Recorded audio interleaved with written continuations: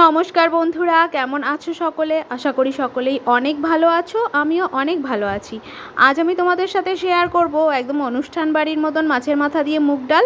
তো প্রথমেই আমি নিয়েছি এখানে মাছের মাথা, সেগুলো পরিষ্কার করে আগেই ধুয়ে নিয়েছিলাম। তারপর তাতে নুন হলুদ মাখিয়ে নিয়েছি। এরপর কড়াই বসিয়ে কড়াইতে দিয়ে দিয়েছি তেল গরম হলে মাছের মাথাগুলোকে এক এক করে ভেজে নেব। এখানে আমি মাছের মাথাটা ঢেকে ভাজছিলাম একটুখানি ভয়তেই, কেন কি মাছের মাথা ভাজতে গেলে প্রচুর পরিমাণে ফেটে ফেটে গায়ে তেল ছিটে আসে, তো তোমরাও একটু সাবধানেই ভাজবে। এরপর এখানে আধ ঘন্টার জন্য আমি কাঁচা মুগ ডাল ভিজিয়ে রেখেছিলাম। মুগ ডালটা আমি ভাজিনি, কাঁচাই দেব।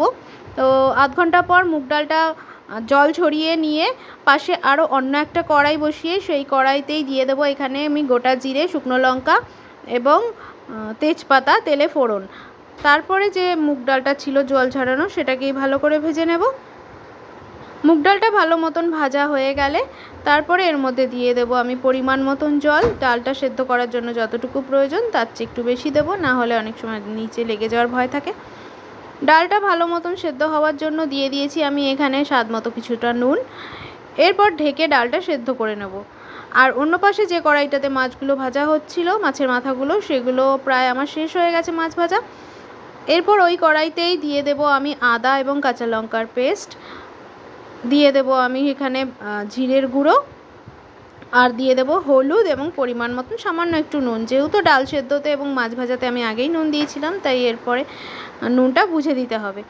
সমস্ত মশলাগুলো দিয়ে ভালো করে কষিয়ে নেব।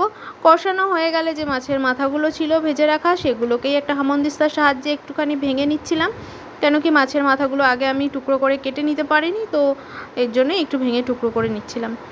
মাছের মাথাগুলো টুকরো করা হয়ে গেলে সেগুলোই মশলার মধ্যে দিয়ে ভালো করে কষিয়ে নিতে হবে।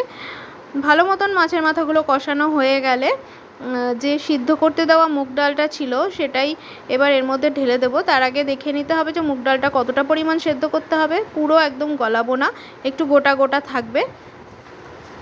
এরকম পর্যায়ে মুগ ডালটা থাকলে তারপরে সেটা ঢেলে দেবো মাছের মাথার মধ্যে।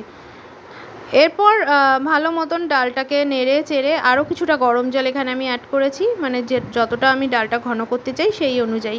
খুব বেশি পাতলা করব না, একটু ঘনই হবে। তারপরে দিয়ে দেবো একটা ওপর থেকে ঢাকা, যাতে ভালো মতন মাছের সাথে ডালটা মিশে যায়।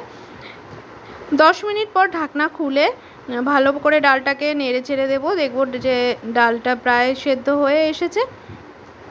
এই পর্যায়ে এখানে দিয়ে দেব আমি কিছুটা পরিমাণ গরম মশলার গুঁড়ো এবং স্বাদ অনুযায়ী কিছুটা চিনি। সমস্ত কিছু দিয়ে আরও কিছুক্ষণ একটু ফুটিয়ে তারপরে নামিয়ে নিতে হবে। গরম ভাতের সাথে গরম গরম এই মুগের ডাল দারুণ লাগে খেতে। সাথে যদি থাকে ঝুরি ঝুরি আলু ভাজা, তাহলে তো কোনো কথাই না, একদম জমে ক্ষীর হয়ে যাবে দুপুরটা।